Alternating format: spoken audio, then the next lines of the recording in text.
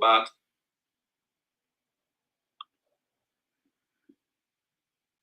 Guys, my name is Coach Anthony. I've been a professional boxing teacher for over a decade. I've worked with numerous world-rated professional boxers, world champion boxers, and even amateurs at the Olympic level. Over the years, I've created courses that are going to help you improve in different areas of your boxing, where I teach boxing fundamentals and I teach tactics and I get in depth.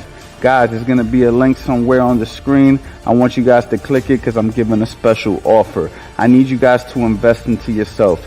You don't have to walk this boxing journey alone, guys. I'm here to help you, and that's what I really want to do. So click on the link, go ahead, invest into yourself, and learn how to box and stop trying to figure this out on your own. Boxing life.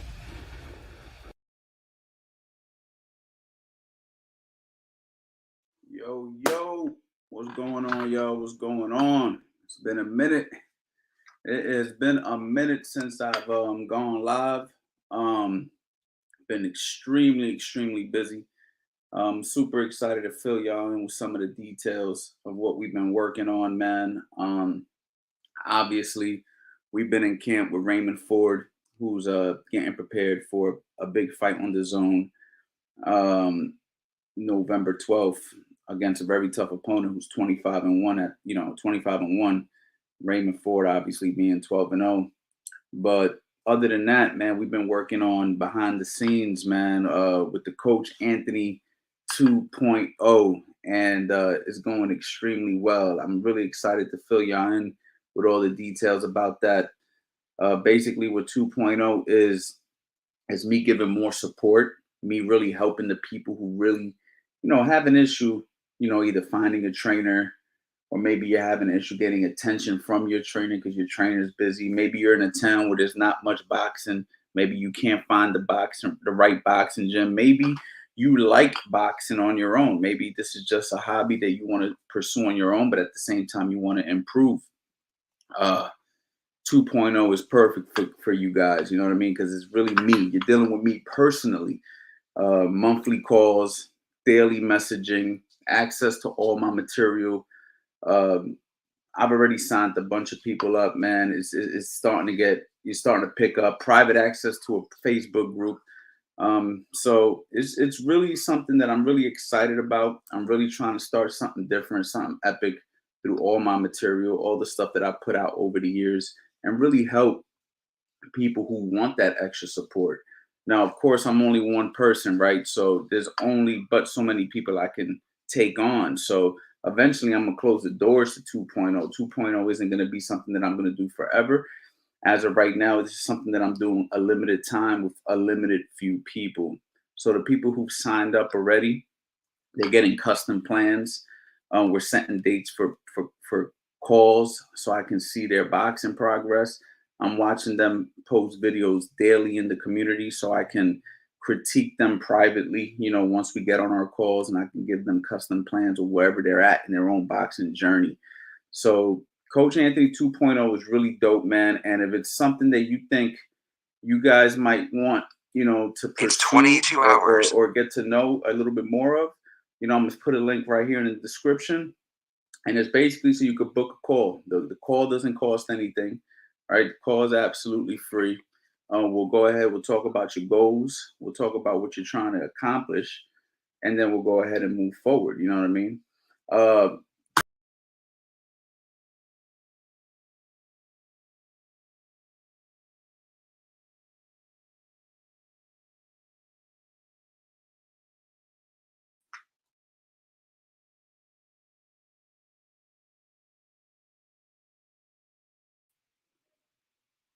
Technical difficulty. My bad, guys. So I put the link in the description.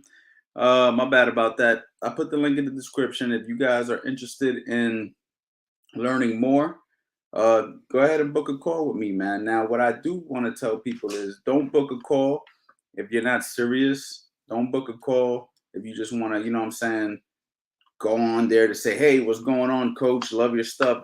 Like, I've had a few of those situations already. That's not what the call is for.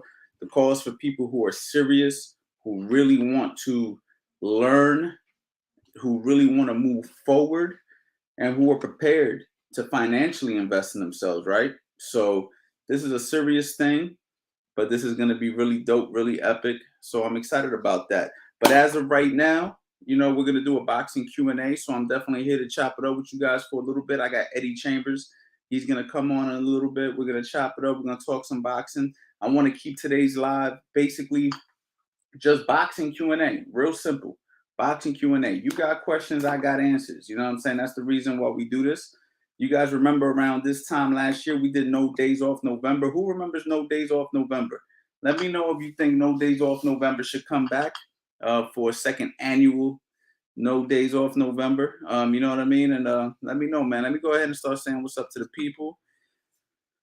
We got Mars Get Dollars. What's up, coach? What's going on, champ? How are you, man?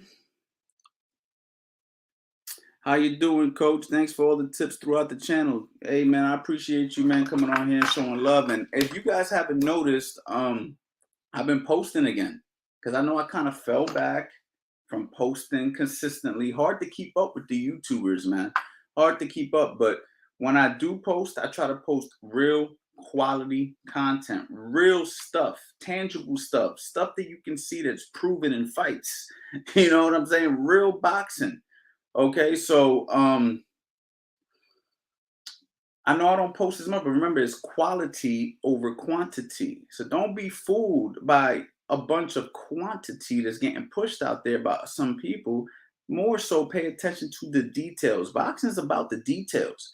Pay attention to the details of the videos. So what I think I also want to do is I want to do a live premiere every Wednesday at 8 p.m. Eastern time with all my new YouTube videos.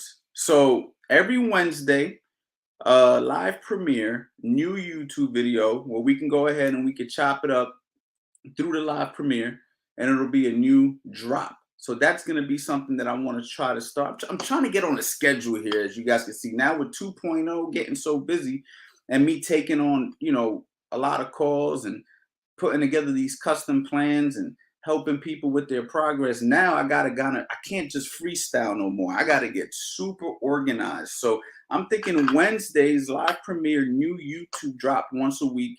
And I do think that I'm gonna bring back No Days Off November this month. The only issue with No Days Off November that I'm gonna have this year that I didn't have last year is that Raymond Ford fights November 12th on the Zone. And fight week and all that stuff, you know what I mean, we get really busy. So maybe I'll bring the cameras with me behind the scenes, show you guys some of the fight week or whatever, or even bring the cameras to the hotels so I can go ahead and show you some of that. So I don't know, I'm just talking right now off the top of my head, but yeah, that's where I'm at with that. So if you guys are interested in No Days Off November coming back for a second year in a row, you know what I mean, I think that it'll be fun to do. But of course, if you guys want to do it. My man No Farias, what's up, coach? What's going on, champ? How are you, man? Guys, I put the Calendly link in the description. Book a call if you guys want to, see if Coach Anthony 2.0 is for you. And if you're watching this late, it's all good. It'll be in the link description that you can go ahead and check out after the video. Oh, my man right here. No, I remember I attended every day. That's right. You was here every day, man. I appreciate that. FSC Cast, what's good, coach? I'm chilling, man. What's going on, man? We're gonna do some boxing Q&A today, guys. So please let's start rolling the questions. And if you want to actually get on the screen today and chop it up with me, let me know. Because I'll go ahead and put the link so you can actually come on here and ask me, and we can have a visual face-to-face. We can chop it up. Let me know. G Money 915, what's going on, champ? All right, let's get right into it. So Jaden Medina, as a shorter fighter, should I be letting my sparring partner off the ropes? I don't want to lose a sparring partner because I'm going too hard, but if I'm letting them off, I'm giving them the advantage. Well, that's a question where you have to really know who you're sparring, right? You say you don't want to lose a sparring partner because you're going too hard, but what kind of work are you guys doing? You see what I'm saying? What kind of work are you guys doing? Are you guys working, like trying to hurt each other, or are you guys from different gyms? You see what I'm saying? Like all of this comes into play. Let me bring somebody who's an expert at sparring and fighting for that matter. The one and only, the one and only Fast Eddie Chambers. Now, I'm gonna answer this as a coach, and then I want you to answer this as a fighter. My man Jay Okay. said, as a shorter fighter, should I be letting my sparring partner off the ropes? I don't want to lose a sparring partner because I'm going too hard, but if I let them off the ropes, I'm giving them the advantage. Now, my answer is depends what kind of work it is. My answer is depends what kind of work it is. Like if, for instance, if Eddie Chambers, right, and we've had the situation where we've sparred people that it was competitive sparring, and Eddie was getting, the better of the situation, but the work was competitive. I can't tell Eddie to back off in those situations. Eddie got to do Right. what he got to do. It's up to his sparring partner to be able to get off the ropes. I've also had Yeah. situations where Eddie was helping some of my guys, and Eddie would let guys off the hook. So, in Mhm. my opinion, it just depends who you're boxing. Eddie, what's your thoughts? Agreed. Agreed. There's also situations where you'll be sparring with a guy and he wants to take it to the next level and turn it up to 1,000, and you kind of got to put him in his place too. So there's all kind of different situations there. But if you're just working with him and helping him improve, and he's a newer guy or a guy that's not quite to your level, then yeah, I mean, obviously but you want to make it a teaching point too. You know what I'm saying? And hopefully his coach is doing his due diligence as far as when he's paying attention to some of the things that he's doing wrong, and he can kind of use that as a teaching point that he didn't have to let you off the ropes, but he did because of the sparring and so on. So Yeah, because yeah. not to cut you off, Eddie. Hmm. Eddie makes a good point. Yeah, It's really up to the coaches to tell you to stop. that's a Like, fact. Yeah. like I remember there was times where certain some of my fighters when they're getting prepared for a fight, Yeah. um, when we spar, we know what kind of work it is. At this point, there is no telling us to hold back because we're getting Right. prepared for a fight. So you shouldn't bring your guy down to the gym to box my guys if your guys ain't prepared. Right now, don't get me Fact. wrong. There is a sportsmanship to this, and we will Of back course. if we're hurting you. But at the Hmm. same time, you're not obligated to do anything. Your coach, that's what your coach is there for, to tell you, hey, pull back. You know what I'm saying? Or for the other coach to say, hey, time, stop, and then grab his own fighter and say, get out the ring. You ain't doing what I'm asking you to do. So Right. really the coach's job to handle that, not your job. That is true. That is true. And a lot of times, honestly, because my dad, back in the day, he was a little high strung in some of the things he did, and he was a little like, you know, trying to dominate the situation a little bit. So he would be pissed off if I pulled back on anybody. And if the coach had something to say, he would generally deal with the coach. And you shouldn't do that, to be honest. And coaches should should have a just an understanding and an agreement what the situation is going to be before it starts, before any of that kind of stuff pops up. Um, but as a fighter, all of these things need to be told to you beforehand and explained beforehand. And of course, sometimes in certain situations, certain guys have an agenda. You know what I'm saying? They're coming to a sparring session for not just for the work, not just to learn, but they're coming to get a name. You know what I mean? They're coming to, oh, I beat this guy up in sparring. This guy. He's a special fighter. He's a top level guy, and I was in there beating him up. I did this to him. I did that to him, and you can go tell all your peoples, and you can go tell the hood folk or whoever how you dominated this special guy. And that's really not what the sparring is for, but some people use it for that. You know what I mean? They don't use it for the learning experience. That's one thing that I've been working with some guys recently through Bashir, one of my guys, and Bashir being one of the guys who trained me. And I've been working with Vlad Sarenko and another guy, Igor, who's an up and comer too. And the sparring that we're doing is for learning and things you can do in this sparring. You can try things and practice things. You know what I'm saying? And this sparring doesn't go up to 1,000. You know what I mean? We're maybe doing about 75, 80%. And of course, there's a competition and everything. There's you land a big shot here and there, but it's not to knock the guy out. And I think if you get that nice level around 75 to 80%, you're able to kind of control it a little bit better. You're willing then to try things so you can improve in certain areas. You know what I mean? And if you got good quality sparring partners that are willing to do that, and also they're trying to improve themselves, and you still got that friendly rivalry going, it just makes it so much better. There's a lot of learning going on, not just you beating the hell out of the guy and you basically just in there doing whatever it is, whatever you can do to survive. You understand what I'm saying? That's the kind of sparring I think that you do if you got a fight coming up in a month or two, and you want to really just test yourself. You know what I mean? You get 4 or 5 tough guys coming in the gym, coming at you full speed. I get it, but I really like the learning sparring where you're not getting hurt, where you're not killing yourself, but you're still going around, you're still learning, you're still practicing doing some of the things that you might not normally do, and then trying to add it to your game as you're moving forward. I think that's a good pace. Now, don't get me wrong. There's a time and place for that high level sparring, that 100% sparring. But throughout the entirety of a camp, I think you got to be able to gauge it up and down.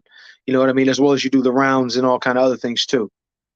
Well, absolutely. And that's where an experienced set of eyes comes in. An experienced coach comes in that's going to know when to pull back, when to pick up the intensity. And I also think that it depends on certain stages of a fighter's career. For instance, I get a 15-year-old kid, a 16-year-old kid, let's just say he's at, I don't know, 40, 50 amateur fights. And,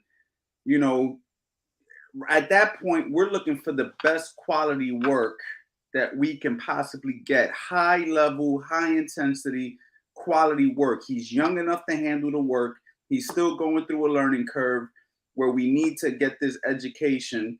And then I believe once we get to a certain level of professionalism, once we get to a certain point, that's when we got to try to figure it out, right? Like if I got a guy like Eddie who's a little bit older, right? I don't have him having these hard sparring sessions anymore because he has almost 50 professional fights. There's nothing to prove in the gym. At this point, it's about preservation. It's about making sure that he's prepared to compete, getting him in shape mentally and physically. We're not trying to have gym wars. But when you're a little bit younger, 15, 16, 17, 18, it's okay to get those hard spars because we're actually going through an education process of learning what we can handle, what we can't handle, learning how to fight out of tough situations, learning how to build character. So I do believe that there's certain levels and certain times of a person's career, a person's training, like you said.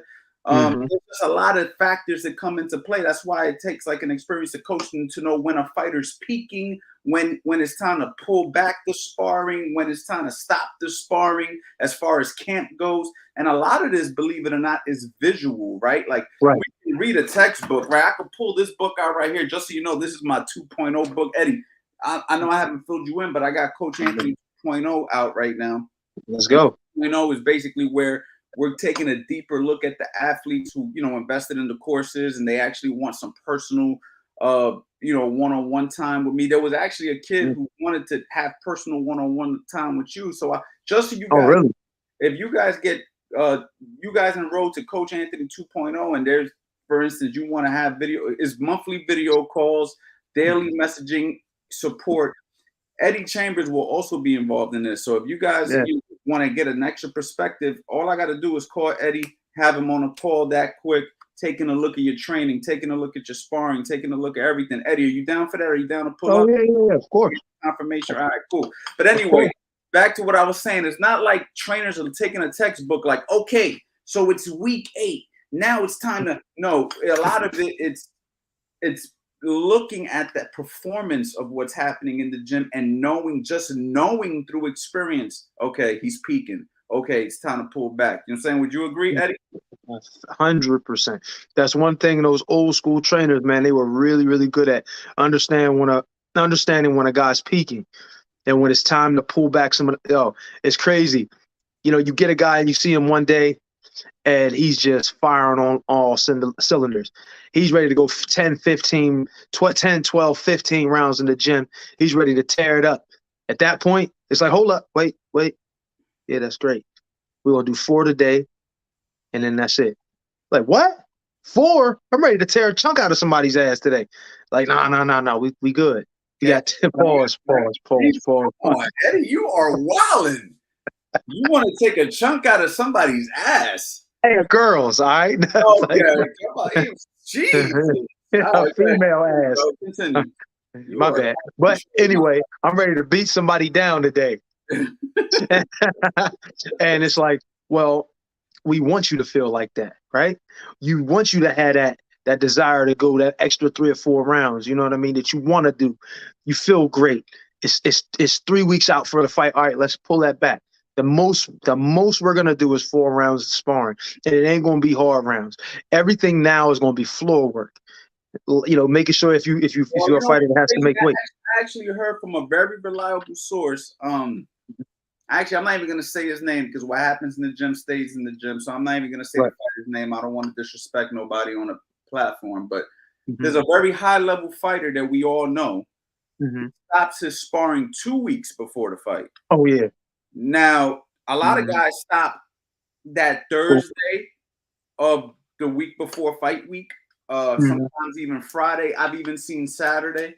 But he stops 2 weeks, which is, to me, a little bit early, but I understand it. I mean, and if you know your body and if you know your training and you know how you perform, that can actually be great. Right. I've seen it too. And the thing is, it depends on how hard you work within your camp. Sometimes you need that period of rest and restoration. Like you can't just all of a sudden stop. I mean, not stop. You know, you can't just all of a sudden be ready to jump in the fight after you just had like 10 rounds of hard sparring. Yo, it's crazy. You know, remember Paul Williams? Great guy. Great fighter, too. I was fighting on the same card as Paul Williams when he fought Sean B. Mitchell in Reno, Nevada, right? So we go out there, and you know, I want to kind of get acclimated to the altitude because you know there's altitude out there in Reno. So we had to get a little, you know, it was a little crazy. I felt my chest burning when me and my brother ran out there. Then we went to the gym. So I see Paul Williams and one of his guys, who I guess is a sparring partner he brought with him. They getting in the gym. Now, mind you, we there like 3 or 4 days early before the fight. This is maybe 3 days before the fight. 3 days. They in there sparring. Now, they wasn't trying to kill each other, but they in there sparring. Like, I'm like, I look at my dad, I look at Steve, I'm like, why are they sparring? Doesn't the guy fight like in a couple of days? People in different places do different things. It could be, you know what I mean? It's like you said, the guy that wants to do 2 weeks out. 2 weeks out, you don't touch no sparring. And especially if you're at a high level, I understand that because you don't want to take any chances. You don't want to get no cuts, no little stupid injuries. You don't twist an ankle, you know, and they're trying to do, you know what I mean? It could be anything. You don't want to put yourself behind the A ball. You can't pull out of a fight, or you have to pull out of a fight. And that's money you're losing. That's opportunity you're losing. So I get it. You know what I mean? That's why some guys, especially at a high level, want to get, hey, let's cut this sparring out early, or just go real light for this last few days before we go out to the venue. You know what I'm saying? And it's like I get it, but then like I said, I seen Paul Williams. I'm like, Paul Williams, like Paul in there sparring, and he fighting 2 days away from fighting Sean B. Mitchell. I'm like, bro, that's crazy. I've never seen that before. Up to that point. I mean, yeah. I mean, 2 days before a fight like that. I mean, especially when ain't you cutting weight 2 days before the fight? Remember, Paul Williams, 6'3". He's 100%. All that 6'1" bullshit, that is cap. That dude is not 6'1". I don't know about now, you know, he had the issues, but that fool was 6'3". He stood next to me and James Brown. James Brown is 6'5", and he was damn near as tall as James Brown. So I don't know how he made the weight. He was fighting 147 pounds or 140 at the time. I don't know how he was making that weight. A 6'3" guy doing that is crazy. But, you know, he did. And I guess maybe that was his way of getting a good sweat, you know what I mean, to keep that weight down. But I don't think he ever had a problem making weight as far as I remember with Paul Williams. So, but, yeah. Go ahead, man. All right. Well, we got another question here. G Money 915. Hey, coach, what would you say is best for a child to start competition? Hey, coach, what age would you say is best for a child to start competition? When he's ready. That's the best age, right? If I'm being technical, when he's ready, when he's prepared, when he could defend himself, when he's mentally prepared, that's a different age for different people.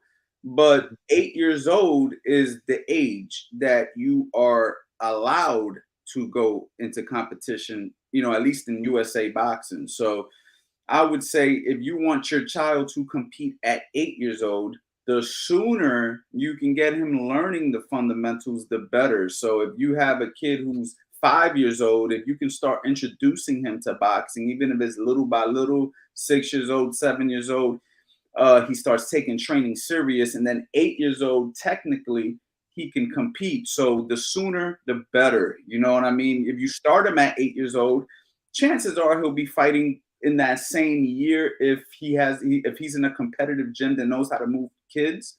But because it doesn't take a whole lot. A lot of people think it takes a lot more than what it actually takes to take a kid to competition. But I would say start him as soon as possible. Eddie, what's your thoughts?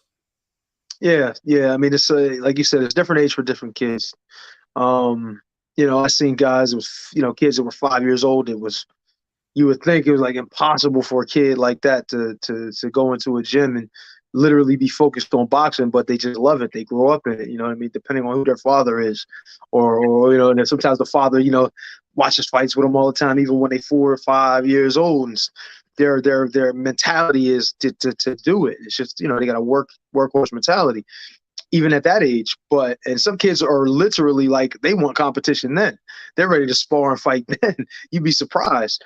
But I think you got to, like you said, I think you got to gauge it to see what the kid's able to do, because kids at that age sometimes they just really, really just want to play, and they'll be in the gym. Like I'll see in different classes up at Keystone, man, and the kids just really running around and playing. But some of them actually have technical ability in their and their technique is good and they'll throw the shots well and all of that, but they still want to play. So they're not really taking it 100% serious. But you'll see even teenagers in the gym still playing around.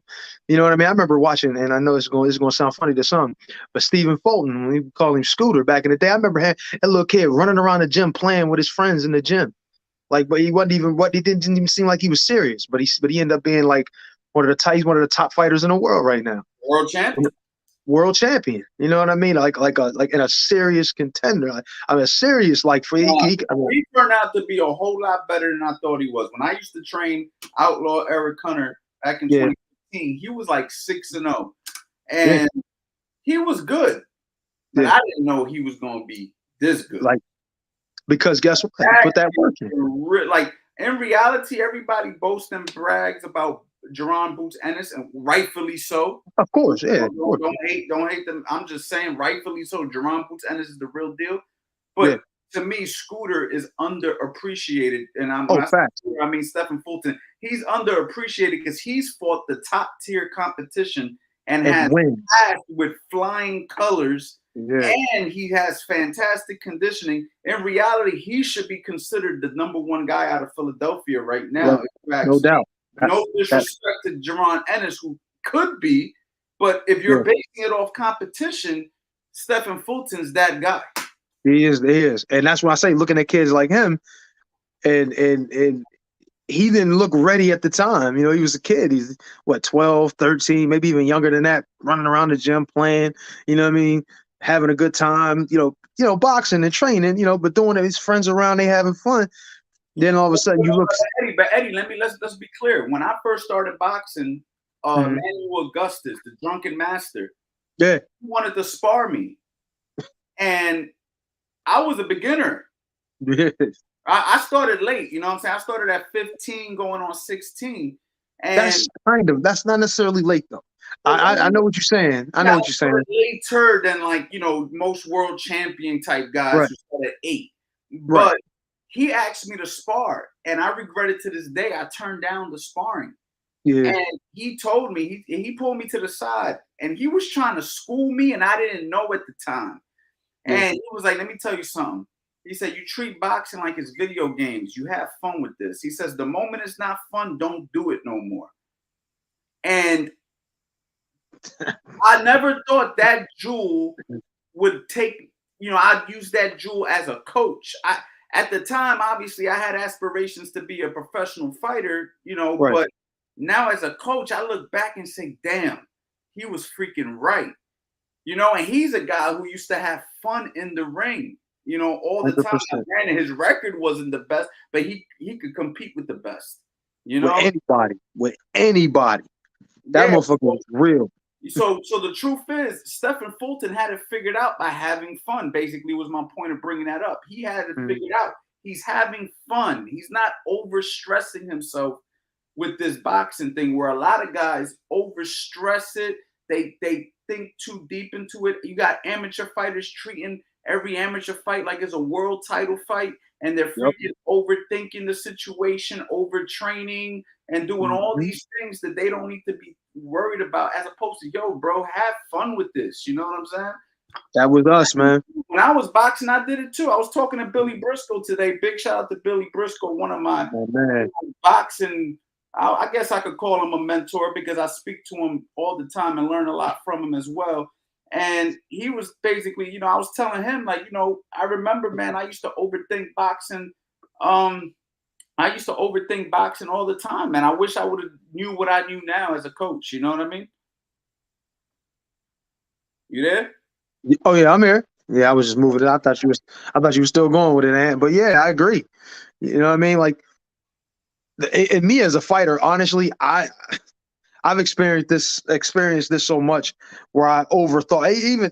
Even now, sometimes, you know what I mean. You just overdo things, overthinking.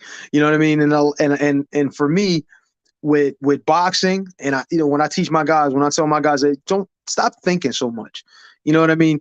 Try to base things off of reaction more. React to it. React to some of the things. Stop thinking. Stop sitting and sitting. Because when you overthink, you'll literally just be sitting there like there's a fucking 1,000 things that can happen, and you're trying to prepare for every single one, and it's just not possible. You understand what I'm saying? You got to let things flow. You just got to let things come to you. You know what I mean? Defensively, I'm really good defensively, but the reason that is from work and process of elimination. I look at a guy and I see exactly what he's doing. I look at his stance. I look where he's leaning at that moment, where his weight is. And I know this is a lot to process in a small amount of time, but it's kind of self-explanatory once you look at it. All you gotta do is look at a guy and you'll be able to figure out what it is that he's preparing to do. And then also his reaction, and I mean his actions, what he's done in the rounds previous, what he's done in the past. If you watch video of him, even if the first round, if you watch video of him and you know what he does over the course of a fight, you know what I mean? It makes it easier to react, not to sit there and just be like, oh, what if he throws the jab? Then, oh, I'll try to throw a right hand over top, or no, maybe he'll throw a jab, but it'll be a fast jab, and then I got to catch it, and then left hook. And it's like there's just too many scenarios going on in your head. You should allow it to happen and then react to it. That's one thing. That's why I look at Floyd. You look at Floyd's ability to adapt, I think, was based more on, like, he always said he didn't really watch film. I don't know, but I could kind of understand if he didn't, you know what I mean, and what he would do. Because he's like, okay, I'm gonna go look at this film and I'm gonna base this fighter off of what I've seen him fight in other fights with other guys. But he's about to get in there with me. I'm a whole different animal. I'm a different kind of fighter. How is he gonna react to me? Yeah, we can look at him fight guys that are like me, but they're not me. So then what is he gonna do? Right? So instead of, I guess, looking at the films of those fights and him him fight other fighters, he probably just, I'm gonna make my own assumptions when I get in there with him. I'm gonna use the first round and the first round and a half to kind of figure out what it is that he does and what he wants to do against me. And if you watch Floyd's fights, like when he fought Shane, like when he fought Zab, the early rounds was rough with those guys. But once he got into his groove and he really understood what they was bringing, he dominated them down the stretch. So, I mean, I'm not advocating for guys not to watch film, but I am advocating for guys to react to what's happening in the ring. Well, that's the thing. That's the thing about game planning. You can only game plan so much in boxing. You know, it's the theater of the unexpected, you know? Right. So yes, it's always good to have some sort of a game plan. But the truth is, you need to understand the rules of the game to the highest level. And like you said, Eddie, make decisions right there in the moment. You know, when somebody's throwing a jab at you, do you know how to counter that jab? Do you know how to take away your right hand? Do you know how to deal with a hook? Do you know how to deal with somebody who's putting pressure on you and fighting you on the inside? Do you know how to deal with somebody who's extremely good at moving, or a taller fighter who's got a good reach? You have to know how to deal with these particular situations, and you can only get that through your teacher Mm-hmm. and experience. Those are the only two ways you can get that. You You know, hear that, man? You heard what you said, man? Huh. Your a teacher, a good teacher that you have, and experience. One thing I do believe, man, in camps, I don't give a shit who you're fighting. Now, you do want to have guys that are going to mimic the guy you're facing. But shit, I would say bring, I don't know, just have a whole like assembly line of guys coming in. Not the same kind of guy, but different kinds of sparring. I'm talking about 6'5", then I'm 5'2". You know what I'm saying? You know, bringing different things to the table. One's a power puncher, one's a long boxer. Maybe you have a tall guy who wants to come and fight on the inside. We talked about this privately. Yeah. Okay, let's say you're fighting a southpaw, right? Mm-hmm. And we bring in a bunch of southpaw work. Well, now Right. I'm bringing a righty, and somebody might say, "Why are you bringing a righty in, man? You're fighting a southpaw." Well, what happens if the southpaw gets injured and we get a last-minute replacement, and now we got to box a righty, or vice versa? What if we're fighting?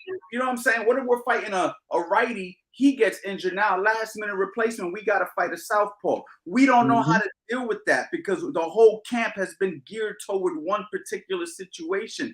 Again, the theater of the unexpected. You got to be prepared for everything. Guys get injured. Guys pull out of fights. You know, guys, they got their own game. You don't know. So you're better off working the skills, getting in great shape, being mentally prepared, being disciplined throughout camp, and whatever it gets thrown at you, you handle it. Exactly. I think nothing prepares you for that better than the amateurs. This is why when people ask me like, "Oh man, what you think, man?" I don't got any amateur fights, but I've been sparring a lot. I got maybe one or two amateur fights. I'm trying to turn pro because they think about that money. I'm like, bruh, go to a tournament, one, maybe two tournaments, because you're gonna fight a bunch of dudes that maybe a bunch of different styles, and all of them can fight. And you have to be able to adapt on that night. You don't got no film. You don't got no time. You don't have 12 rounds to figure them out. You got 3 or 4 rounds max. And shit, you really don't even have that many rounds because you got to figure them out before the end of the fight, don't you? You don't want to lose, do you? So the amateurs are a great training ground. That's why you think some of the best amateurs always become the best pros. Their ability to fight high-level guys on a regular basis, and their ability to adjust. What did you say? If we get a local pro who's, let's just say 12-0, 15-0, right, has a limited amateur background, and we go ahead and we get a guy with no professional experience, but he has a hell of an amateur background. They box. Who are you picking in that? Oh, I'm picking the guy with the amateur experience most likely, because listen, the competition that the guy that has no fights but all that amateur experience was way better. Shit, I had to deal with it when the South African dude, Bizo Mashuni. Not to cut you off. Big shout out to Carlos. Big shout out to Carlos Rodriguez. Yo, Carlos, I'm gonna put a link that I want you to click, Carlos. Matter of fact, yeah. I'm gonna put a link right here in the chat, Carlos. Pull up, bring your son. I want to talk to you guys a little bit. They just signed up to Coach Anthony 2.0. Eddie, you got to see his son, man. I sent you a community. You got to join it. You got to see his son, man. Unbelievable talent. I'm like, damn, they joined 2.0. Shit, they don't need me. They need to teach me what the hell they do. This kid will fight his ass off. You got to see him, man. Carlos, press that link, Carlos, if you're still in the chat, okay? All right, but go ahead, Eddie, continue. Yeah, but as far as like I said, with the guys with the amateur background, like I told you, the guy that I fought. Now, I'm not saying that I had the best preparation for it, but going into that fight, he was 13-1. Very little information out there on that guy, right? I'm supposed to be I'm gonna lead the cruiserweight division into glory. I'm like that special guy. Nobody's talking about this kid, but people over there knew about him. He had 175 amateur fights. I'm like, what? Yeah, nobody told me about this shit before I signed this contract. Like, I'm not saying that I'm in there and I'm like, oh man, I don't want to fight this guy. No, it's not that. It's the principle. It's the understand. Like I'm getting in there, and I know in my mind what was going on in my camp. So I'm not all the way where I need to be. And then I'm fighting this guy who's hungry, who got a loss from getting caught by somebody that he was beating. And I'm sitting there like, damn, I could be slipping in this one. Not really. I'm still thinking, confident, like I'm gonna win this shit easy. It's a cruiserweight fight, a guy my size or a guy smaller. I shouldn't have any trouble. But it's a whole different game when you get a guy that's in there that's really good, has a great amateur background. He's seen everything. You got to understand, guys who have great amateur backgrounds have seen everything and have very limited amount of time to prepare for it. You understand what I'm saying? And they're able to adjust on the fly. That's why I think it's extremely important that you get amateur background. So if I'm going to pick a guy in that scenario, and most of the time I'm 100% right. Most of the time I'm 100%, but most of the time I'm right in a situation like that.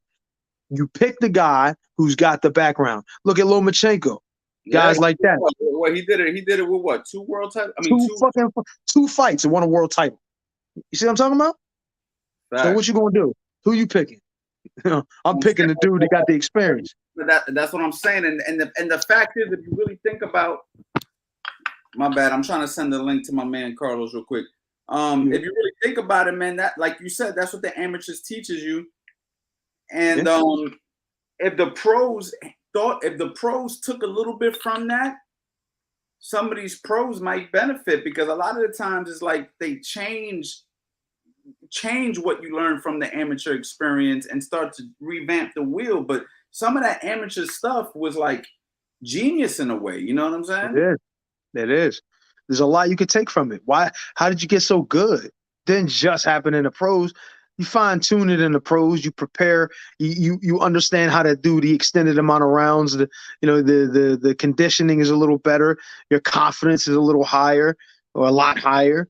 But the amateur training ground is unbelievable, man. That's where you got all those skills and all the understanding of all those different styles. That's where it came from. You can't completely get away from that. And I think it's important to look at the top guys. The top guys that were in the amateurs, 9 times out of 10 are the top guys that are in the pros. Yeah, there's a few guys in there sprinkle every now and again. There's always anomaly situations, but exactly. But it's like what I tell guys. It's like the amateurs is like going to college. Yes. And the higher you go, the better college you went to. If you made it all the way to the Olympic level, you basically went to Harvard. And now you're entering professional boxing with a Harvard or Yale, degree. Education. And that's really what it is. Guys who have limited amateur backgrounds, they went to the community college. So you're going to get community college type results. No disrespect to those guys, but it's just different results. You know what I'm saying? I wouldn't say I went to a community. I went to a D1, but it was a low level, mid-major D1. Right. And most of these people don't know it.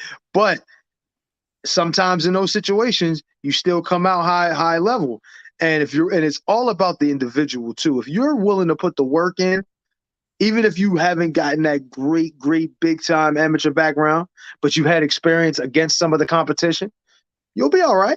Like I had a similar story. I tried to go and I didn't make it out the Eastern trials, but there's politics. There's all kind of other little things that are into that. So you may not get the opportunity, but when you turn pro, it's fair game. As long as you get with the right people, you got a shot. And that's what happened for me. Right. Yeah, man. But, again, you were a special talent. You know what I'm saying? Nobody knew it at the time. You know what I'm saying? Nobody but us. Yeah, you were a special talent. So, everybody's situation is different. You're technically like an anomaly situation. You know what I'm saying? Mm-hmm. Yeah. So, coming from where I came from, yeah, no doubt. Because it wasn't a lot of us. Paul Spetafor, me, my brother. There was a kid, but there was a super. He was like he was gonna be a superstar at one point. The name was Raquan Kimbrough. It just never happened for him. You know what I mean? A couple other guys. Remember my man Monty Clay, a couple of dudes. They was all from the same area. We was all like around the same area, and we kind of, with the exception of Kimbrough, we were all like concentrated in the same gyms basically. And it was just funny to see how we literally turned out to be the best fighters in the area, even though we were from one spot. Now, granted, it was a rough area, but we were all from the same spot, and we actually ended up being the best guys, which was kind of crazy. And then, to be completely honest, we moved to Philly. Once we moved from Pittsburgh to Philly is when we really started to ascend. You know what I mean? Right.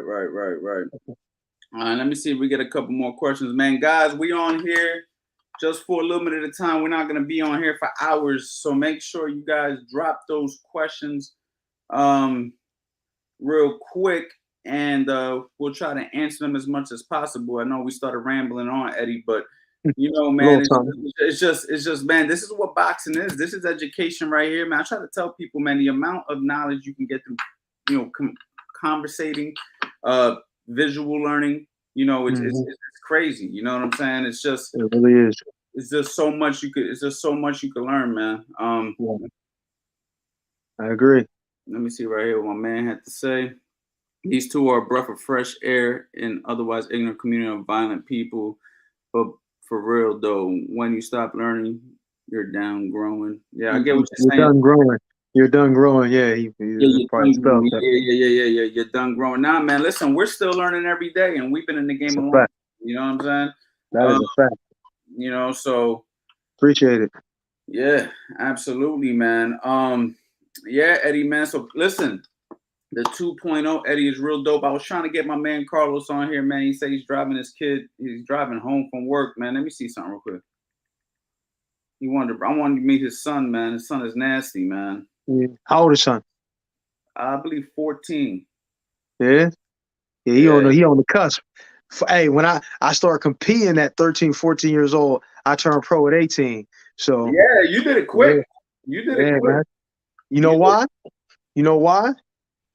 Yo, twice a day sparring. You know what I mean? 3 times a day in the gym, working on that craft. We was making a point to get all of the fluff out early. I would fight on fight shows 3 times a week, bro. Every Wednesday, we were fighting at this place up in when we was up in Pittsburgh, up in Greensburg, PA. I'm talking about that. Then there would be 2 other fights. There was a time where I fought 5 times in a row. 5 days in a row, right before I went to the JO's tournament.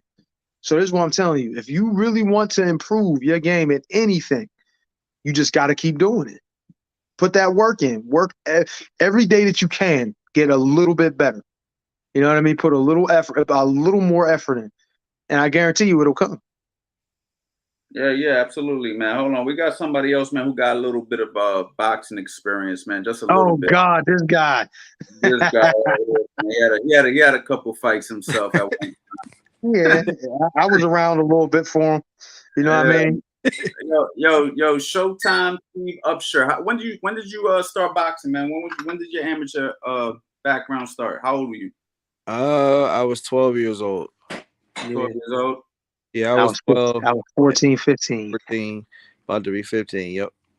And how many amateur fights do you have in total? 43. Oh, so you relatively didn't have that many, and you still because they turned pro right at 18. I started same as me. 17. But even so, because think about it, Eddie, I trained Marshall from 8 years old. He had 40 some amateur fights by the time he was 12 years old. You know what I'm saying? Yeah. We wrapped it up quick. Here in Pittsburgh, they wouldn't fight us a lot. Like that is a fact. Only reason Eddie got fights is because he was in a bigger weight. So and this is before they got really strict in USA boxing. Eddie was 15 and 16 years old, and he was knocking out grown men. Yeah, I was fighting adults. Men 20-something years old, and like I think, wasn't you 10-0 with 10 knockouts your first 10 fights? Yeah, it was like that. Yeah, Eddie was 10-0 with 10. Look at Eddie, this nice guy. You would never have thought that shit, man. No, hey, listen, he knows. He was there. He know how my dad was. He was a psycho, man. He was like, all we did was that. Yeah, all I heard we did, bro. About that five fight stretch. I was there for remember that thing. Hey, Coach, and this motherfucker, like, that's enough to make somebody quit. Real shit. I fought 5 days in a row. Rob 4 at times. Yes, yeah. I forgot about that. Could you imagine that, Coach Ant? You get robbed 4 times in 5 days. Oh, you fought even though you were losing. You were still fighting the next day. Yeah, I kept fair. Yeah, He wasn't losing though. He wasn't losing. No, I know, but what tournament were you in where you were fighting that much? Or you were just It was just fight shows. It was fight shows. We fought like I fought. Then I fought what's his name down in Butler. I think that was one of them. Brian Minto. And then I fought Eddie's nice as knocked him out on his feet and grabbed him so he wouldn't fall out the ropes. And then I got robbed. Held him. But yo, you know what's crazy? That right there is a story. Look, that right there, this is probably going to end up being a clip all over the internet. That right there is a perfect example, a perfect clip. You can lose 4 days in a row in this shit and still become something special in this sport. You know, that's right. That's a fact. Like you know, a lot of guys after them 4 days might have just hung up the gloves. I was telling that to Carlos. Because his son's an amateur, and I said, listen, it ain't about winning or losing. It's about learning. Hey, listen. Hey, Steve, do you think I could have quit? Fuck no. Oh, hell no. Yo, you think my dad was gonna let me quit, nigga? Like, yo, hell no. Because truthfully, just being 100% truthful, if it was up to Eddie would have definitely quit. I would have stopped boxing. I would have been boxing. I wouldn't have got that far. Listen, that's understandable. The fighter's always looking, this is why a lot of guys don't make it, because they don't have that person who's going to keep them in the game. Yeah. Yo, that's a fact. Because honestly, he insisted on me being in it. Because remember, I was never thinking in turning. I've seen successful fighters quit. Yeah, of course. You know, hey, listen. Guys who barely lost wake up one day and say, I want to play football. You're like, what? Yeah. That would be me, basketball. I've seen that before. I know a kid like that. He was winning all the nationals. The fucking quit decided he wanted to play football. He never became. Wait. Remember Bear Richardson? Yeah, man. He decided he wanted to be a party promoter. He was Bear had. There's no way. I used to watch him. I used to be like, yo, he's gonna be good, man. And he never wanted to do it. I couldn't understand why. I always wanted because Bear would spar with us. You got to think, when we were in Pittsburgh, he was like 8 or 9. We were hearing about him here. Yeah. So then, by the time we got to Philly, he didn't already won nationals, but his brothers and them then went to the Olympics. Rock went twice to the Olympics. Yeah. Dynamite won the Pan Am Games. Yeah. His dad's training Bernard Hopkins. All that pressure was on him from the age of 8, 9 years old. Yeah, that's true. That's his dad too. Yeah. Like that pressure is a lot. You know, I know we felt the pressure, and we didn't have that kind of pressure riding. I mean, everybody got pressure, but like that's a different kind of pressure. Yo, that is pressure from as a kid, 9 years old, you're expected to win. Exactly. Expected to win. And not only win, dominate everything. You know what I'm saying? Yeah. We came out of nowhere, essentially. Nobody really knew us like that. Yeah. Yo, in fact, it was crazy. Bus, my man Bus, when we came to the gym, remember when we went up to the gym, yo? Yeah. And fucking and they was like, yo, we about to air this nigga out, basically. You know the only one that was nice to us? Who's that? God rest his soul, Mr. Monty. G's trainer. Yeah, of course. And we looking like, man, we just want to get in here and get some work. And remember when I fought Frank in the amateurs, he destroyed me. I went to school. That fight, Eddie came back. Right. Nose see my nose? Purple, his ear. Yeah, my ear was swollen. He fucked me up. He fucked me up bad. We went there literally a year and a half later. Whole different program. I was in there, and Gerald Nobles was one of the most feared punchers and dirty sparring dudes in the whole city. Right. People didn't fuck with Gerald in the city. They was like, man, nah, I'd rather not spar with that dude. What did my dad do, Steve? Oh yeah, we gotta spar him. You gotta put Eddie right in there with him. Like I'm sitting there like, why they put my? And then remember Frank was like, yo, why his dad doing that shit to him, man? He gonna get him hurt. And Frank remember me from before. Yeah. Man, when I got in there with Gerald, man, we was going at it. I'm boxing him. He hit me with some shit though. I ain't gonna lie to you. He hit me with some shit. mean, that goes to say a lot about your dad. You know, regardless how you might have viewed him at that time, he believed in you.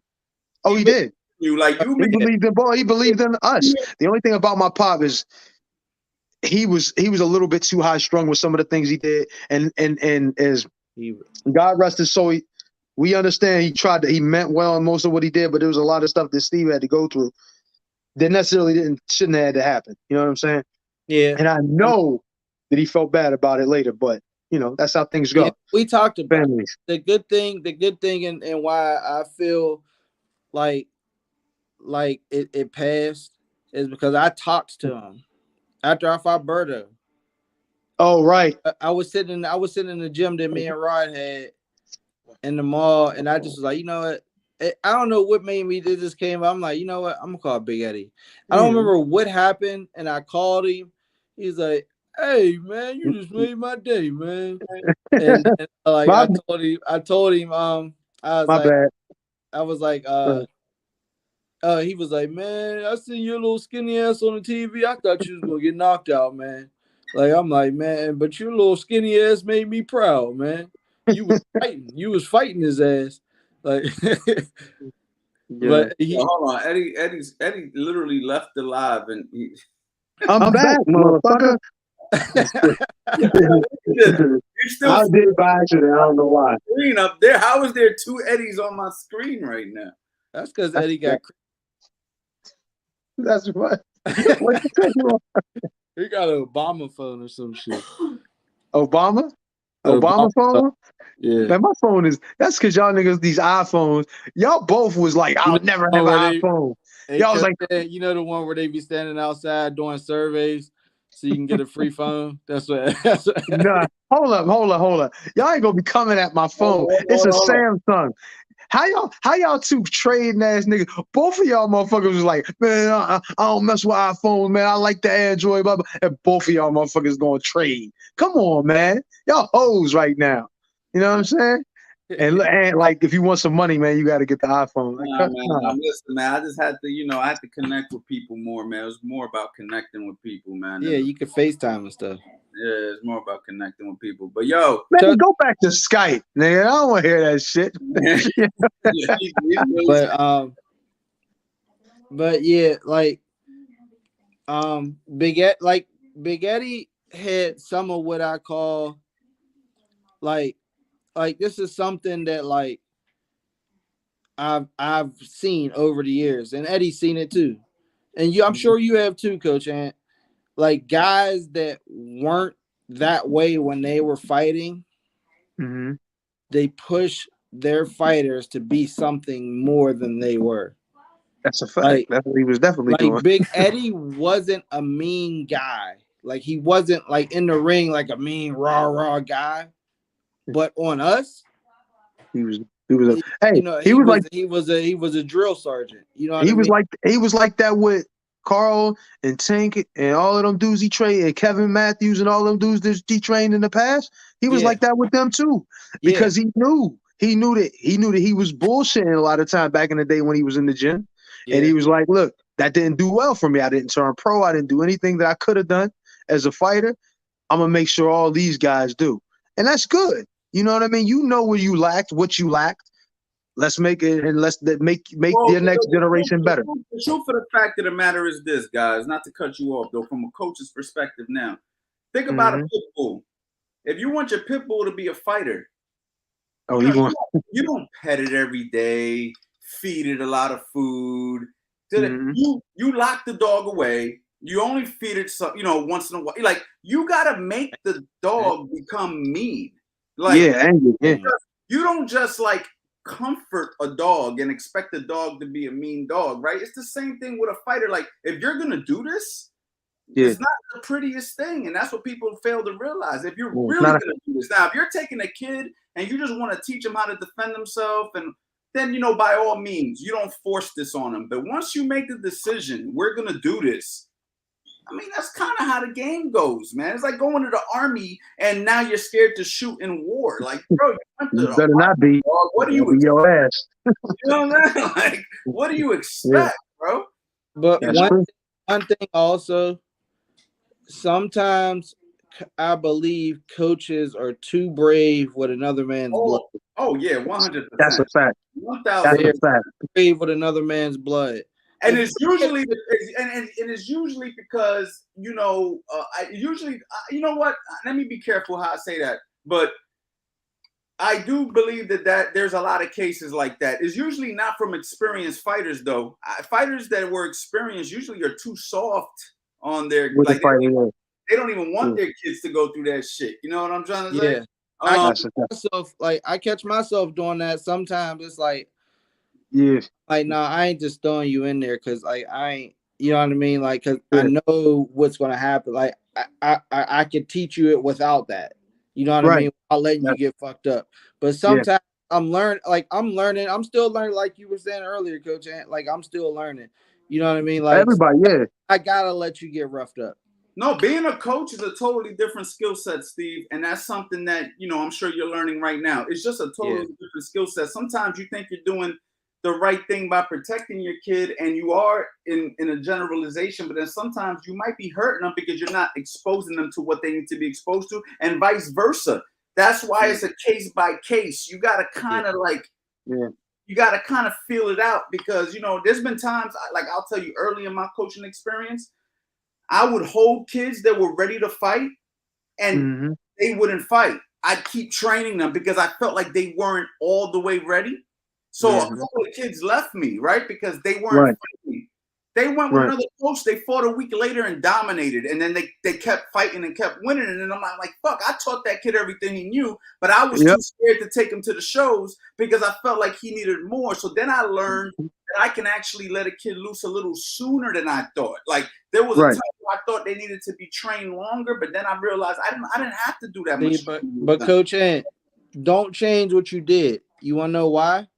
The same thing has happened to me, but the other way around. They've left me, and then they never fight again. Or if they did fight, they lost. Lost every time. Nobody has ever left me and won. That's what's crazy. That's partly because of where we're at. Like, I mean, I'm in Pittsburgh. Like, so it's slim pickings with you know. I hate that that's true. Like and that's not like I'm talking shit. I'm speaking facts, and everybody. No, but but that's good. Like I'd rather hold the kid than bring him than send him out too soon. But what I'm saying is, I learned over the years the expectations I had was a little too high. Keep it though. Keep it, and because you know better than most. You know what I'm saying? You know better than most, Steve. You know better than most. We guys like this that we have in this panel right now that we know better than most. You know, to the level you need to be at before you actually go out and fight. Now, as an amateur, granted, as an amateur, you know, you can kind of you can get out there and try some things a little bit because the dangers aren't as crazy bad as they could be as a professional. You know what I'm saying? But keep your standards. Don't lower them because you think that somebody else will kind of let them. And if they feel like they got to leave you, hey, you know what I mean? Remember what Nazem used to do? Because he was always training with Rock, Tiger. He would have what do you have him do? Dynamite. He would have like Foot, Foot, Smash. Their first fights was in the fucking Nationals, and they won them. They won the whole National. Crazy. That's crazy. He would have them they would come in the gym, do floor work, and he ain't even there. Yep. Either you want to do it with him or you don't. At the end of the day, it's 23 hours. You can't try to like appease everything. You know what I mean? Sometimes you try to make it fun. You try to give them a little bit of sparring because they kind of mentioned it or something. All right, I'll give you a little bit. But ultimately, it got to be your game plan. Because at the end of the day, when somebody's on their ass, who they come back to the corner looking at? Yeah, that's right. They're going to be looking at your ass for information. Ass whooping, they get that loss. Who is their parents looking at? Who are they looking at? You. The trainer always gets the loss. And he gets the blame, 100%.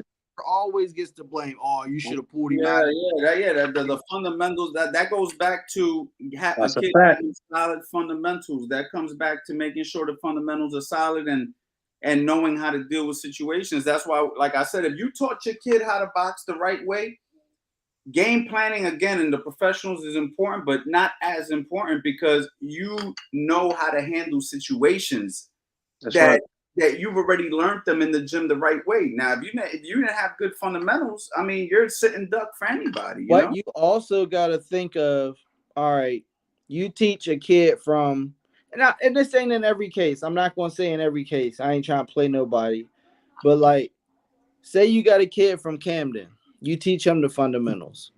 You got a kid from Voorhees, New Jersey, you show him the fundamentals. You throw them both in a ring after 2 weeks.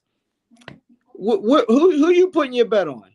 You go put your bet on the motherfucker that had the hard bring up. I know. He didn't fight in the street before. I got a lot of kids. They're good. They look good in this. They look great on the bag, on the pads. You know what I mean? Even doing the drills and now sparring. Like, because now I feel comfortable enough with them sparring other guys from other gyms, even more experienced guys than them. You know what I mean? Now they got roughed up. They get roughed up a little bit. I let it happen because they can. I know they can protect themselves now. But I would have never threw them motherfuckers in a fight. They were thinking they were gonna fight after a month or two. You ain't never had a street fight before, dog. Like they were from the equivalent of like Voorhees or Langhorne, PA, or some like it's like or Mount Laurel. Yeah, Mount Laurel. Like, I'm not like, listen to the name of it, Mount Laurel. I mean, man, like, listen, Eddie will tell you I had a gym in Delran, New Jersey, and I was developing fighters, kids from Delran, New Jersey, and they were actually winning fights. It was like, how are these kids? Like, it takes a lot, though. It's not easy. It does. But I used to expose them. I used to bring them to North Philadelphia and stuff and see who can handle and who would make it through those trenches. But yeah, it's not taking a well-to-do kid with no struggles outside of the gym and then make them great fighters. You gotta have. How you think me and him got to where we did? Because I mean, it wasn't easy. You know where we came from. We had some trying times coming up. Even though we never was in the street, we never sold drugs, did all that crazy, never smoked, never drank, never really did any of that stuff. It still was hard. You know what I mean? You still had fights. I'll admit this. Eddie had it harder than I had it. I had some rough times, especially when I first started boxing. But I had it better than most early. But it got bad. All right. Well, yeah. See, me, I always had it decent until we moved to Wilkinsburg. You seen where I live. I hated it. We lived over top of a pizza shop with roaches, rats. You know, all kind of shit. Like the boxing gym was my out. That was my out. You know what I mean? Like same thing for to go. What was it for me? What was it for me? You see how fucked up the house was, but we had so many people in it that it was fun. You know what I'm saying? We ain't had nothing either, but you know, but we had each other, and that's what ended up really turning out to be with the whole process. It really made it better. We had each other. Yeah, because it turned out to be actually fun. You know what I mean? And all that messed up shit we had to deal with. Rarely did you stay home at your own house. You know what I'm saying? He was down with us. Yeah. You know what I mean? And a lot of times in those tough situations, you only got your crew. And that turned out to be what it was. We were a family. And that's why even now it's still the same kind of thing. If we're not in the same area, we still on great terms. You know what I mean? Sure. Always. Yeah. So let me ask you guys, if you guys had to give the people listening some tips right now, you know, with this boxing thing, you know, obviously this was a Q&A. You know, people listening when they stop asking questions. Like, I haven't seen a question pop up, and there's still some people in this live. I haven't seen a question pop up. That's a good thing. When you say people, you mean in the coaches, ex-professional fighters, coaches or fighters? No. I don't know. We're losing something. What'd you say, Steve? No, I was saying when you say something to the people, you mean in like coaches or fighters or just no. We're talking to aspiring people who want to learn boxing. So that could be anybody. But you know, boxers or coaches. What's your advice from two experienced point of views? You know, I mean, you guys obviously had successful professional careers, and Steve, you're a coach as well. So talk to him. You gotta be diligent. Like you gotta just keep going. Like Nipsey Hussle said, the biggest difference between Well, the difference between most successful people and unsuccessful people is the successful people just didn't quit. That's simple. Like you That's never very know true. how close you are to breaking through because you quit. Like you know what I mean? Like you gotta keep pushing. You gotta keep pushing. Eddie knows. Like I almost quit. What Mm-hmm. was I like 10-1-1 and I Yeah. almost quit? Yeah, I was like 10-1-1 and I almost quit as a pro. Like and I almost quit. Why? And then you say why? That things got real hard. You know what Yeah. I mean? You having problems within the crew, and it's just like, I had like the worst week. That was the first week that I ever like somebody had ever just like got totally the best of me in sparring. Like oh yeah, I was already ready to. It was that little. There was a Russian dude, a left-handed Russian dude yeah. that was around Um, from Jersey, I think. I think I remember this. I think. Polyani or something like that. I don't know. Yeah, I remember he had got the best of me, and it was like two times in a row. One time was down Front Street Gym. I remember, yeah, and I was just like, "Yo, what is like? I don't even feel like doing this shit no more. I'm tired of going through all this like stuff mm-hmm. outside of the ring, and it was affecting me inside. I'm like, I'm done. I'm done." And But quick. then Big Rob told me to take time to think about it for the weekend, and then I just was like, you know what? This is what I do best. I'm not making it to the 11th grade and dropping out. Like, this is what I do best. And it's like, I'm going to make it with or without anybody. I don't give a fuck. Let's go. Let's get it. I'm in. I'm all in. Like, Yeah, this is what I dedicated my life to. I can't quit now. Like, anything that I do, anything you do, there's going to be somebody or something that you don't want to deal with. You can't quit everything. So if this is what you designated your life to, or do you want to designate your life to, you gotta you gotta push keep through. going. You gotta push through, You gotta and keep you'll going. appreciate it later. I appreciate pushing through. Like when I pushed through, like I wouldn't be where I am now. You know what I mean? If I like Eddie wouldn't be where he is now. That's Like a fact. successful fighter. He can talk. He got a wife, kid. You know what I mean? House. Like we came from such bullshit, but we kept pushing in something. We kept pushing in one direction, not Yeah, trying to go. Oh, I'm gonna play football. I'm gonna do this. I'm gonna do that. I'm gonna do that. We went boxing. That was it. yeah. That was just it. And it ain't like I had much of a goddamn choice anyway. Yeah. But at the end of the day, that's a fact. You know what I mean? That's the only thing. It's when you said it's like the difference between successful and non-successful people is to the ones who were successful just continue to keep moving forward. It's like quitting is giving up on everything. It's you're essentially killing your progress and your well, of course you're killing your progress. You're no longer competing or doing anything, but you're killing your opportunity to see where you can go. You know what I mean? It's like getting to the 1 yard line with 4 downs left. And you're like, man, this is bullshit, nigga. Like it took me all this damn time to get here and I still didn't score yet. Fuck it, I'm quitting on first down. Like you dickhead, you didn't even give yourself a chance to punch this shit in. You know what I mean? Yeah. So, the idea is no matter how hard things may seem, no matter how far you think you might be away, you might just have on a bad pair of fucking glasses. You might have them on backwards or something. You know what I'm saying? You might be right there. Just keep going. I agree 100%. That's the only thing that really got us to this point. You know what I And mean? And I had a couple times even after that. and also to add to that is keep learning, Yeah. right, and keep Well, getting that's better obvious. and keep getting better. Like so Mm-hmm. you could do the same shit over and over every single day and think you're gonna get somewhere, but if you're continuously working on yourself, working on improving, working on getting better, and actually get good, Yeah. that's when success actually starts to happen for you too. I had that question by somebody who was a beginner coach who wanted, they came to my 2.0. We had a call, and if you guys don't know, shameless plug, Coach Anthony 2.0, you could book a call with me, and I can help you with your Right. boxing, whether you're a coach or a aspiring boxer, or you just want to be educated in boxing. But anyway, he asked me about coaching, and I said, well, the first thing you need to know is you actually have to get good at this. So the first key would be is learn Obvious. this and get good at it. Like, I can take anybody who wants to be a coach. If he keeps coaching every day, but he never improves, he's still not going to win.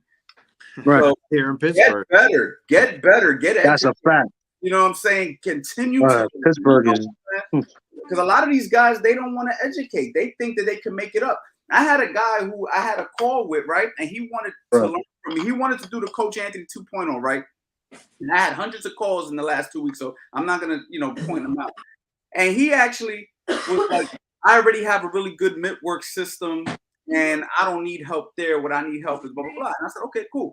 I took a look at his mid-work, and I was like, no disrespect, but this isn't a good mid-work system. Like, and I'm not trying to be disrespectful in any way, but what it showed me was the ego that comes along with this boxing thing. I had a conversation with somebody who was a good boxer. He said, you can ask any man on the street if he could fight, and he'll say, yeah. And absolutely. He's never been in a fight before. That's a fact. That is a fucking fact. You've never been in not even a fist fight in the street, and you think you could beat somebody in a fight. That is the male ego. That is ego. That's the reason why a lot of people don't make it in life, because we fail to want to get educated. We think we know more than what we know. And a lot of guys who do stuff like that or say things like that, it's because of the world around us. You know what I mean? We have to say that whether we want to or not. This motherfucker could be scared out of his mind. Like, yo, if somebody approached you now, would you fight? Like, hell yeah, I'd fight.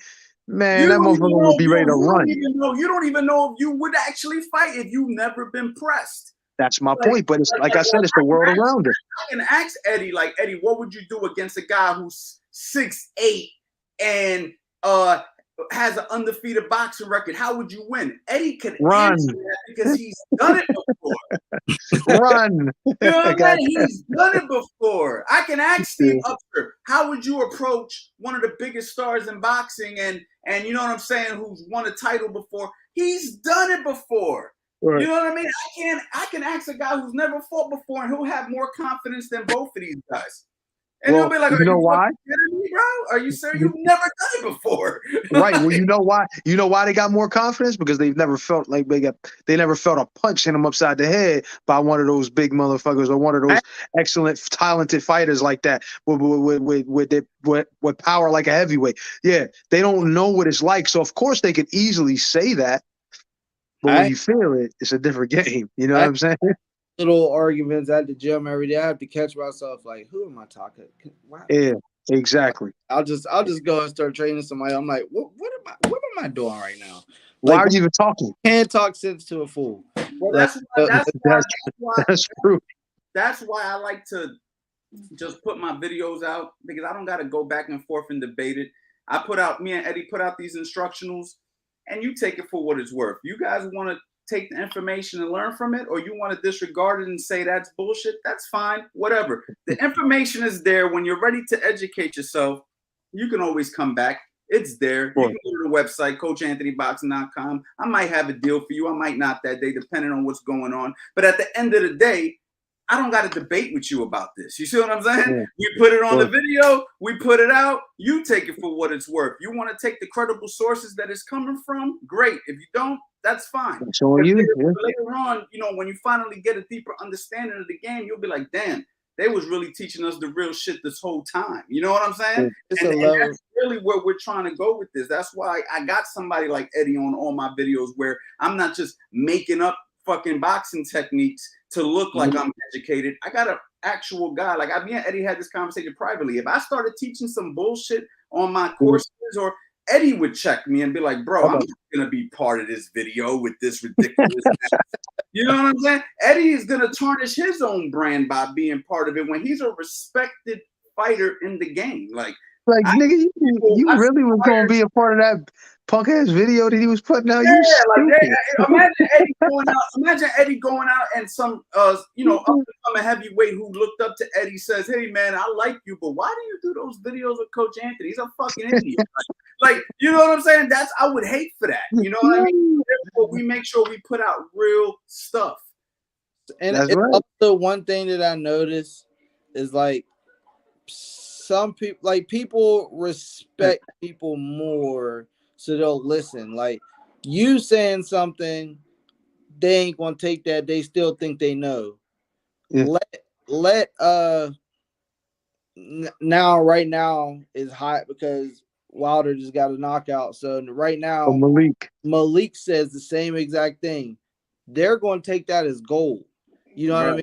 Like now the Terrence Crawford and Spence fight. Yeah. I said it's probably not going to happen. Yeah. But I said if it does happen, I just don't see how Crawford is going to keep Spence off of him. I don't see. And he got. Well, crazy. I actually said that the more I looked at that fight, right? And don't get me wrong. That's a fact.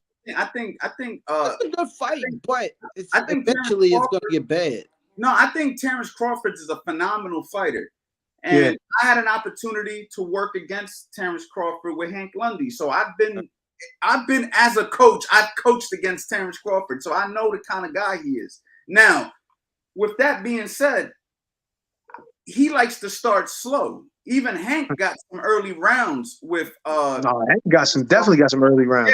Yeah, Hank looked good in the first few rounds against Terrence. What is Crawford gonna do if he falls behind on points with Errol Spence? That's gonna be crazy hard. How are you gonna work yourself back? Like Errol Spence is a different animal. You're not gonna just knock him out. So I don't know, man. I don't think that's. I think there's a reason why Crawford is not jumping on that fight so quickly. Listen.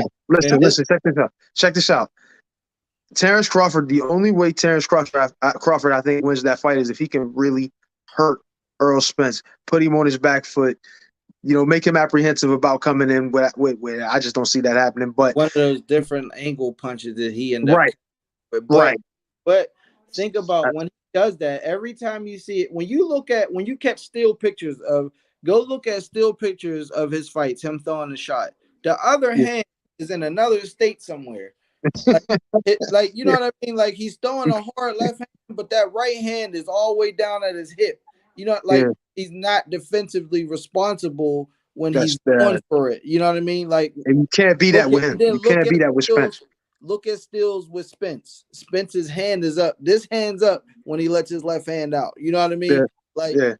It's there's a difference there with that. Like textbook. Yeah. Spence is more textbook. And he's throwing 70. He's throwing 70 plus punches around. Yeah. How the fuck is he gonna deal with them? And he keeps getting. Keeps coming. Pause. As the fight wears on, he's bringing more to you.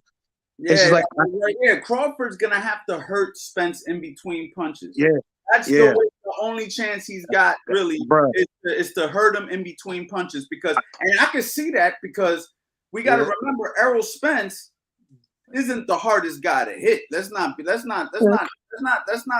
fool anybody here. Errol Spence is right in front of you, so Terrence Crawford will land some good shots on him. It all depends on what Errol's willing to absorb. If Errol can absorb those shots, I got him winning easily. Errol be right there, but he don't be getting hit a lot. But Crawford's a sharpshooter where he'll hit. Yeah, he'll hit Errol. Errol's not like the best. If he's willing to punch. If he's willing to punch, people. That's it. Sometimes when they're in there, Pacquiao would hit. Y'all thought he was all going to Floyd. He clammed right up when Floyd made him miss. He clammed right up, or when he it depends on what that other guy's doing. If you're going to fight how you usually fight, like I said, with Spence's activity, throwing those heavy shots, even if everyone's not hurting him, throwing those heavy shots. Yeah, he may, like you said, and he might land one nice one in between. But remember, he's got multiple coming at you. And it's just constant. Like, I watched them fight you guys. I'm like, God damn. I'm like, yo, get a motherfucker a break. Now, hold on. And he wasn't throwing 1, 2. He was throwing 3s. Hold on. But to Crawford's defense, all right, and I'm not saying, anything. I'm not trying to go against what we're talking about. But Crawford's defense, Crawford, he's a dog. So, yes. And that's the problem. Yeah, and we don't know necessarily what he's willing to endure because he hasn't been pushed to the limit either. And you never know. Like, he's lost rounds, but I haven't seen Crawford in a situation where you're like, even the fights he was losing rounds, you kind of always felt like he was going to work his way back into the fight. Like with Sean Porter.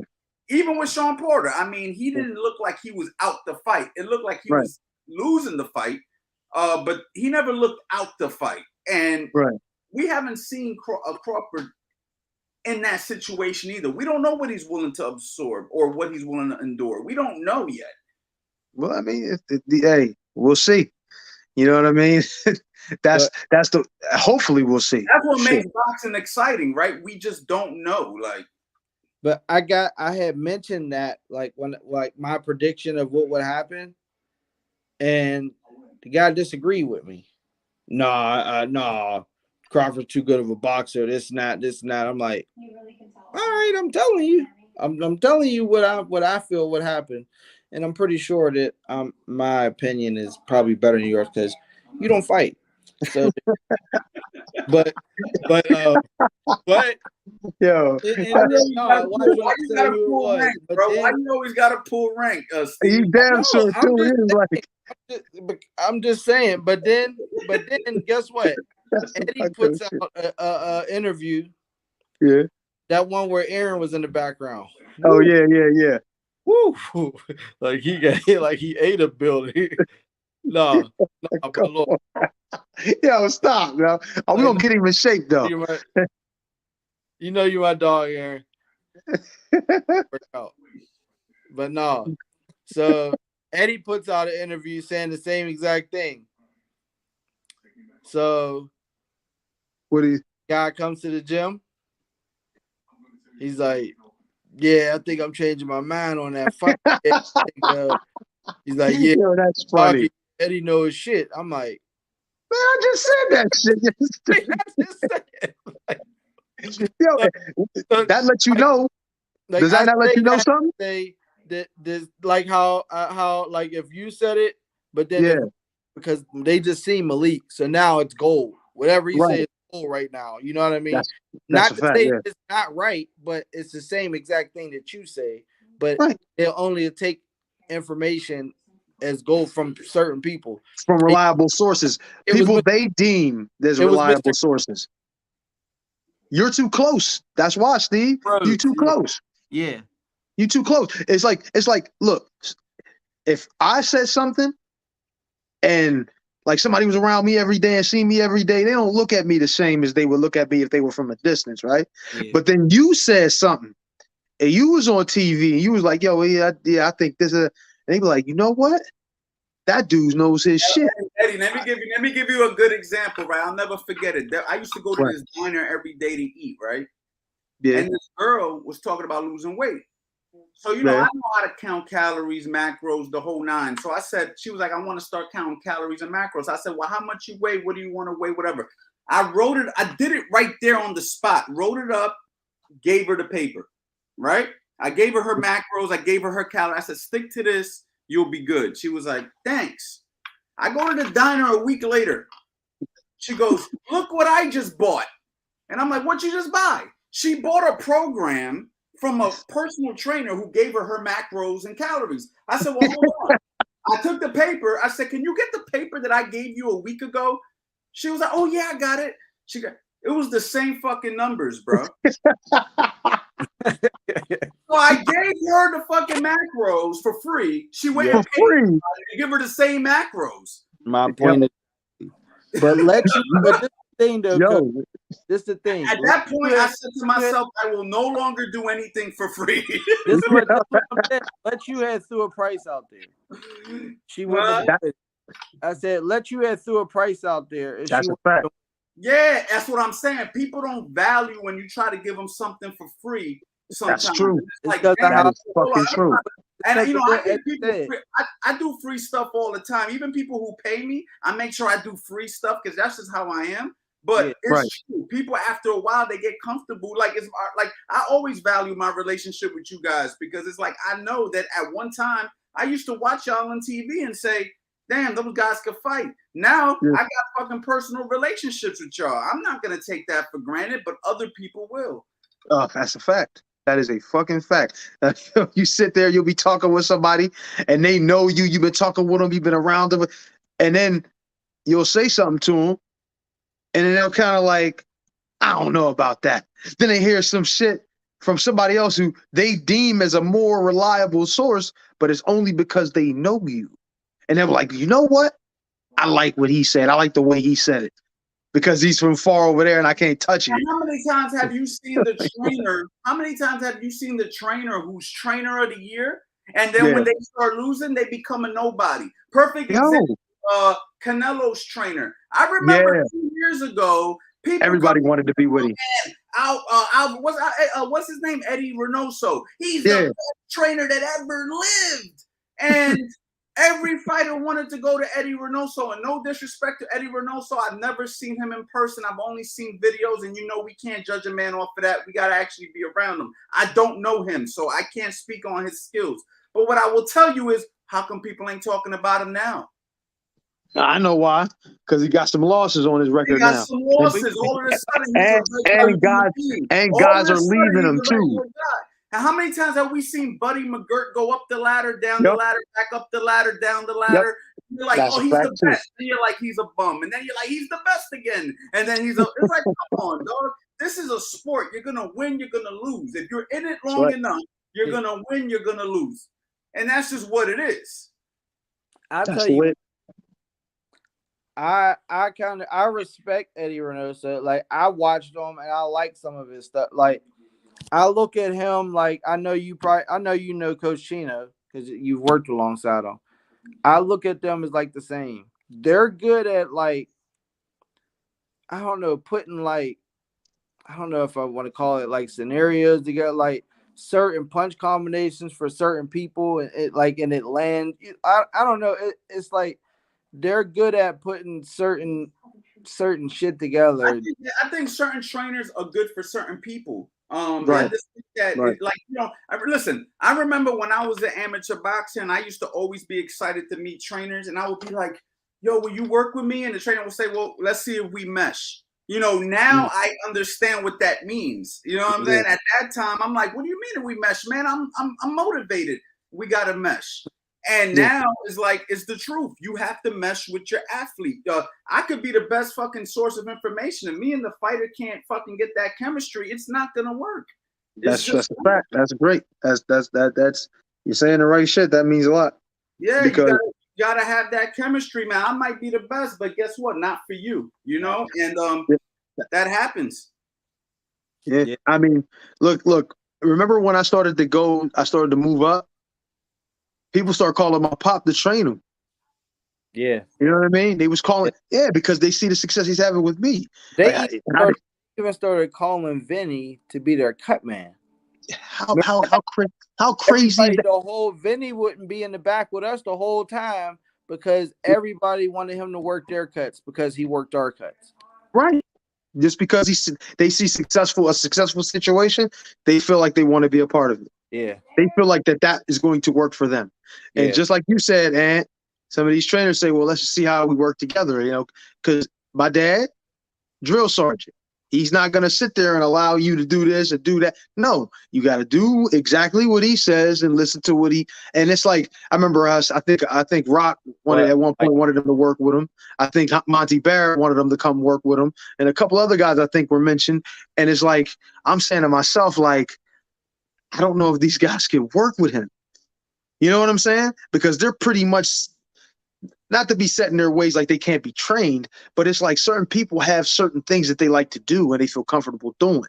So as a fighter, when you getting this guy a check and you're bringing this coach on, you're like, okay, he's got things that I see, like he's given, you know, like me, skills, and Steve, he sees the skills and he sees what we do and how we do it, and in the fights how we perform. Yeah, but it's like it may not work the same for them.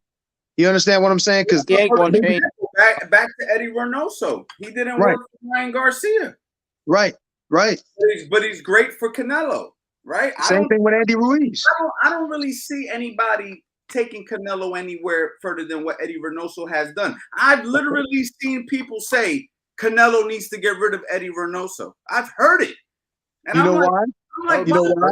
Because he lost the B-roll. Eddie Reynoso at this stage, he's accomplished almost everything a fighter could ever want to accomplish. Eddie Reynoso. Now we're gonna kick him to the curb, but it didn't work for Ryan. Not everything. Eddie Reynoso don't even have to tell him nothing now. Really. That's what I'm saying. And isn't that hold on. Isn't that the point of a good trainer? Yeah. Where you don't no longer have to say shit to your guy. It's like our parents told us to brush our teeth in the morning. Like if I still need to tell you the basics, then I didn't do my fucking job. Yeah. There's an old saying, you know what I'm saying? Once the student outgrows the teacher did his job. Like you have to, you know what I'm saying? Drill it in your fighter, pause, to the point where it's like they understand. That was worse than mine, man. No longer. That was worse than mine, man. They no longer drilling in your fighter. That was worse. That was worse. That was worse. Remember we had those low ass shorts on that one time? Out. That was worse than that, Coach Ant. You just wound up yourself. Yo, they be watching these lives for this shit, for real. No, fuck the information. This is the real shit right here, nigga. I ain't gonna lie, yo. That shit with the shorts, man. I don't. And Steve had to point it out. I ain't even. But don't forget. Hey, Ant. Nah, you gotta pause anything. We're grown men. I couldn't let that happen. I couldn't let that go. This is the face, frozen like this, nigga. You know better than that shit, nigga. Did you throw? Hold on. Let me ask this, Eddie. Did you throw them away, or do you only put those on when it's like you and your girl in the bedroom? Like, but it's no time. Hey, listen. When you know you're about to get some work, you put them things on because you know your man might be right at the edge of the. You know what I'm saying? On that note, man, I'm ending the live. Listen, guys, man, I appreciate y'all hopping on. You know what I'm saying? Hey, don't cut us off. I'll talk to y'all tomorrow, man. Peace, yo. Straight. Guys, that's the live for today. We've been on here for an hour and a half. Big shout out to Fast Eddie Chambers. Big shout out to Steve Upshur. I'm gonna let them say goodbye to y'all real quick, man. Y'all can say goodbye to people. I'm gonna do y'all like that. I'm gonna let y'all. But seriously, I'm gonna end the live right now. No more free information because they're gonna do us the same way that girl did me with the macros. They're gonna take all this information and then go pay some coach down the street to give them the same shit. You know for like $30. Like, like stop the madness with that bullshit. But yeah. But seriously though, man, we've been on here for over an hour and a half, guys. No days off November. I think I'm gonna do it depending on how many requests I get for it. Last year I went live. On that shit. Every single day I went live last year for no days off November. So I'm thinking about doing that again. And guys, I hope you guys got a lot of value. This was supposed to be a Q&A. We did a little Q, but we did a whole lot of A. I don't know about you guys got a lot of answers. I didn't answer a lot of questions, but if you listen to this live again and then again, I guarantee you're going to learn something new every single time. You guys spit a lot of knowledge in this live, so I want to say thank you to both of y'all. I felt like I needed to say pause, but I'm like, we did a whole lot. It sounded like the right time to say it, but I didn't. We did a whole lot of A. Like, whoa. I did a whole lot of A. Like, what? I felt, you know what? You got me on that. Come on, Greater. Come on. Nah, but seriously, man, thanks a lot, y'all, man. I'm about to end this thing. All right. Yes, sir. All right, fellas. All right, man. Peace, y'all.